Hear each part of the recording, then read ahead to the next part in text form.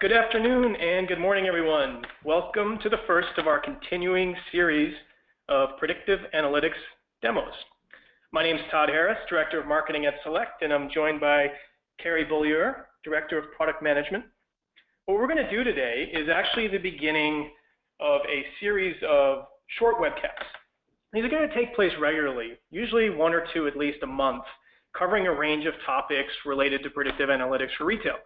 So we appreciate everyone coming by. I think you're going to get a lot out of these, and as you want to, just come back to these in the future if you wanted to revisit any of these demos or anything that we're talking about again.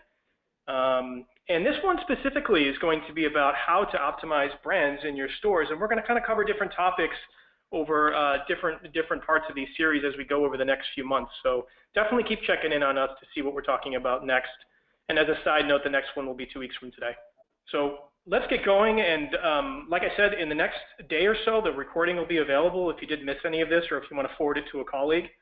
So for those of you that aren't familiar with Select, and many of you are already, but if you're not, we are a predictive analytics SaaS platform. We are based in Boston, and we specialize in predictive analytics solutions for retailers. We have technology directly out of MIT, venture-backed, and in fact, one of MIT's awards was from the MIT Computer Science and Artificial Intelligence Laboratory, Top 50 Greatest Innovations, which is very interesting because they have us listed alongside notables such as robotics and email and things like that. So what we're doing under the hood is some pretty neat stuff here. And as you can see to the right, we've got a few customers listed there. And if you want to see any of the other ones, again, just go to select.com and you can see some other ones along with some use cases. And this one is just a, your typical slide to show that we've been noticed, and we have been noticed, and there's been some interesting articles written about what we're doing for retailers, and I'm going to cover in the next few slides kind of some of the existing scenarios for retailers, including what we see in the current state of retail. And each of these things that we go through here on this slide, you're going to see that retailers across the board, if you look at the news, right? If you look at any of the news stories related to retail over the past few months, they're feeling the pressure. We've seen earnings announcements over the past month or two from major retailers reflecting some of this pressure from various sources such as Amazon, changing shopper behaviors, and frankly, some stagnant assortment problems in their stores.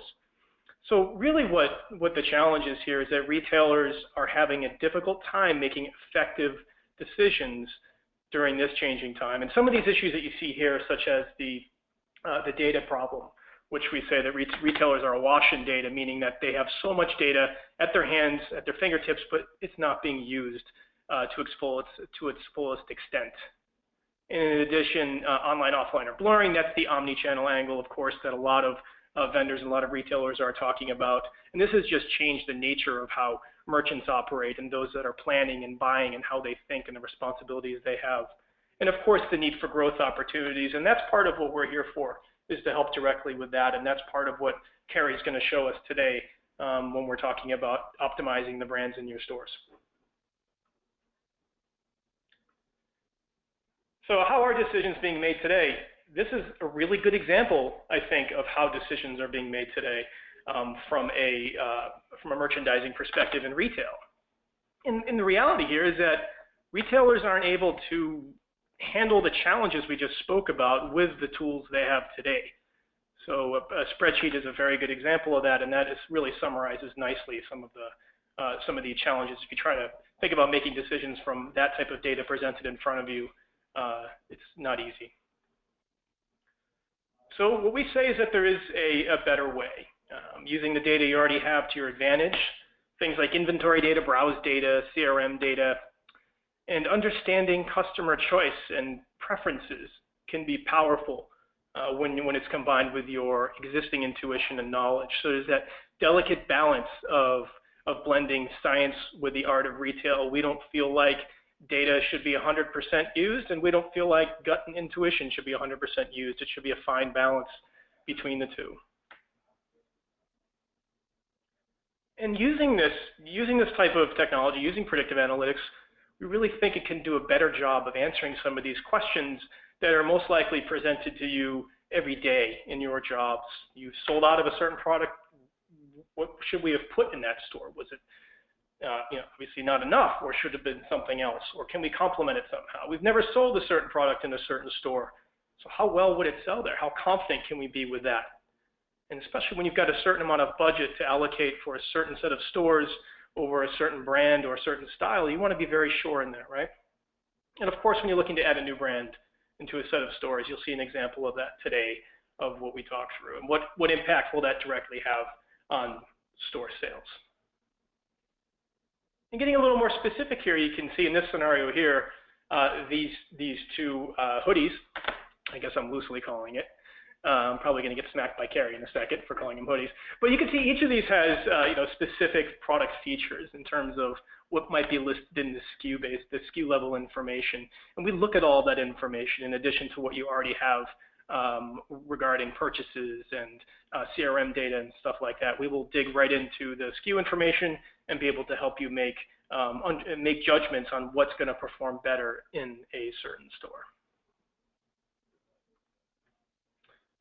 So as a way to kind of pull back for a second, right before we're going to get into the demo in just a minute, but this is a really straightforward process that you all are aware of, and this is something we base our solutions around and the way that we develop our solutions around the actual process that exists, because we want to blend with the process.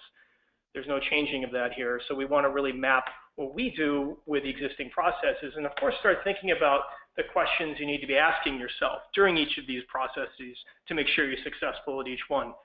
And when we go through some of these demos, like the one we're going to do today, we're going to start focusing on some of these stages. And the one today is going to focus a bit more on that buy allocate area specific to brands, or frankly, any other way to slice and dice it, as Carrie will show. And then perhaps in some other ones that we do. So for the next one we're going to do around merchandise planning, we're going to show you a bit how to optimize and kind of improve that process when you're planning your store allocations and your buys and stuff like that. So we'll get into all of that next time, but this time we're going to stick around the buy allocate area.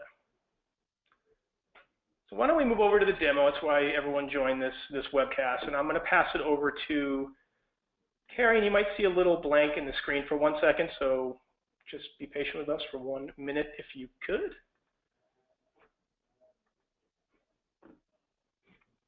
And Carrie will pick hers up. And again, if you have any questions, just throw them in the Q&A.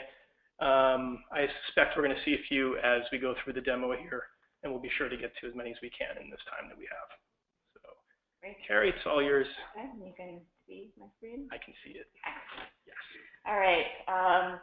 So today in this demo, what I'm doing, I'm going to be assuming the role of a buyer or planner responsible for the Mrs. Shoes business in the North Chicago and Milwaukee region. So my goal here is to optimize the brands in my stores. So are there brands I should invest more or less in? Are there brands that I currently don't carry that I should? And for any given brand, how should I think about allocating those products across the stores in my region? So with that in mind, let me show you how Select Assortment Optimization can answer these questions. The tree map view that you see in front of you is an aggregated view of individual products across these store regions. There are various sized and colored boxes that you see. The size of the box corresponds to the size of the recommendation. In this case, as you can see up here, it's the total total receipt value in dollars. Therefore, the larger the box, the larger the investment should be in that region. And the color of the box indicates the recommended change. So blue represents an underinvestment or an opportunity to spend more, and red indicates an overinvestment. So the darker the blue, the more I should spend, and the darker the red, the more I should pull back. So if I look at the South Chicago box here as an example, you can see that last year I spent $14.4 million in this region for this time period, and Select is recommending spending $17 million this year. This represents an opportunity, which could mean stocking more of an existing brand or carrying a completely new brand. The box is darker blue since it represents the highest increase over last year, and the box is the largest, and $17 million is the most Select recommends that any region should spend. So I want to filter down to the region and department that I care most about. I could use this filter section at the top, or I could just click on the interactive tree map. So I'm going to choose the region that I care most about, and I'm going to split it by department next. Then I'm going to choose a department that I care most about here, and I'm going to split by brand. So now I'm focused only on the products and stores that I care most about, as you can see in the active filter section here. And I'm looking at it split by brand, but in reality, I could look at these recommendations across any attribute that I care about. So the split by list here can be any attributes that you have in your data that you care about and want to analyze by. And when I scroll down and look at the bottom of this tree map, I see a new color, the yellow. A color of yellow indicates a new opportunity. These products were not stocked in my region last year, but Select recommends that they should be. This is great, but currently I'm looking at an unrealistic situation where there's no constraints in this analysis. So in reality, I may need to say things like, I can't spend more than I did last year, or no individual brand can grow or shrink more than 30%, or Calvin Klein specifically can't grow as a brand at all. So with this solution, I can go into the constraints section here and add them in. So I'm looking at a realistic scenario. So what I'm going to do here is edit my total receipts versus last year so that I can't spend more than I did last year. And I'm going to leave my default brand receipts so that they can't increase or decrease by more than 30%. And when I click the Optimize button, it's recalculating the optimization recommendations based on those ad hoc constraints that I just entered. So typically, analysis like this would have taken days, but with Select Assortment Optimization, it's done in seconds, and it allows you to experiment with different scenarios to see how they impact the analysis on the fly.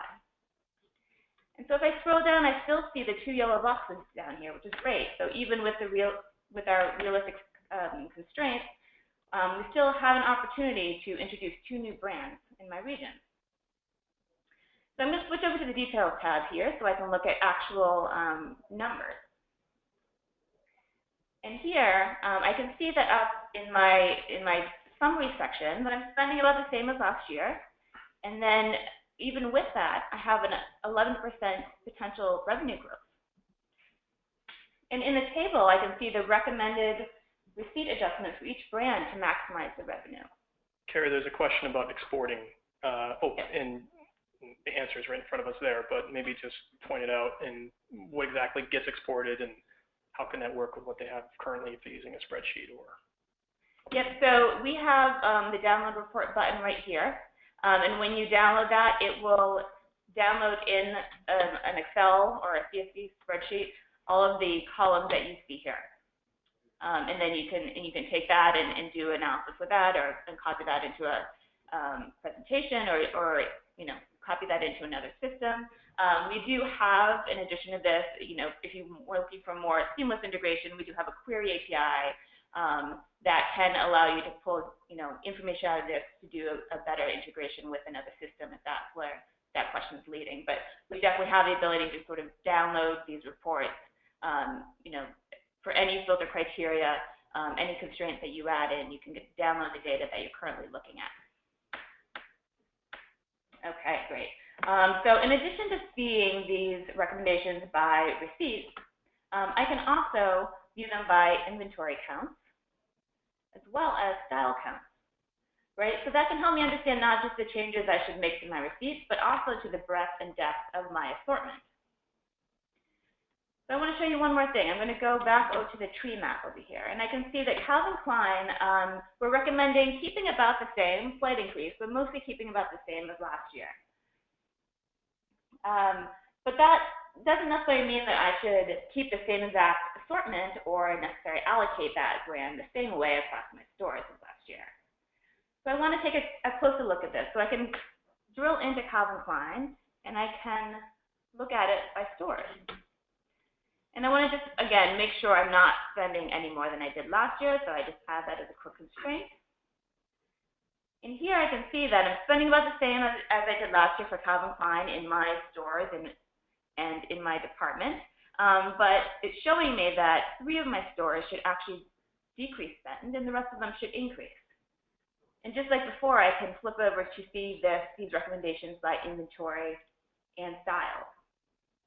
And this, again, helps me understand how my breadth and depth should change. And I don't necessarily have to stop here. I can continue to explore these recommendations based on the additional filter criteria, split by attributes or constraints.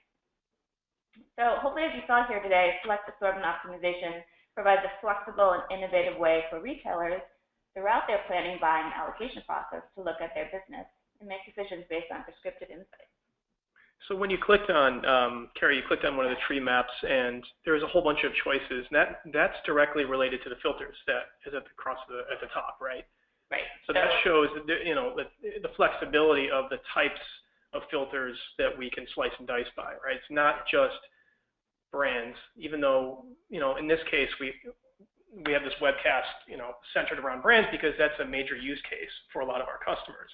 But, it can be done in many different ways using that same type of data presentation here, but for subclass or class or things like that, correct? Absolutely. So, we model everything at the SKU store level, and so any attribute you have related to your SKUs in your stores that you care about can be included up here in your filter section, and that same list is included in your split by list. So that gives you the ability to, filter down to the set of products that you care about, and look at it by a store criteria or a part of your merchandising hierarchy or another attribute about your product like material or color. Makes sense. And then the constraints.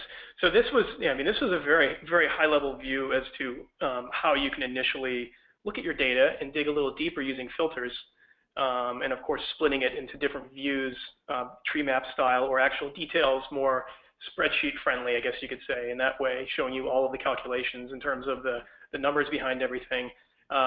So that was a very high-level view, but if you want to hear more about that, we're going to, like I said, we're going to do additional webcasts that take different looks at this very similar interface, but to show you how, for different use cases, for what you need for your stores and for your role, how it can impact you. So it's very, very flexible, and of course, if you have any ideas on topics related to that, or some of your existing use cases that you have that this might impact, please let us know. We definitely would want to take a look at that.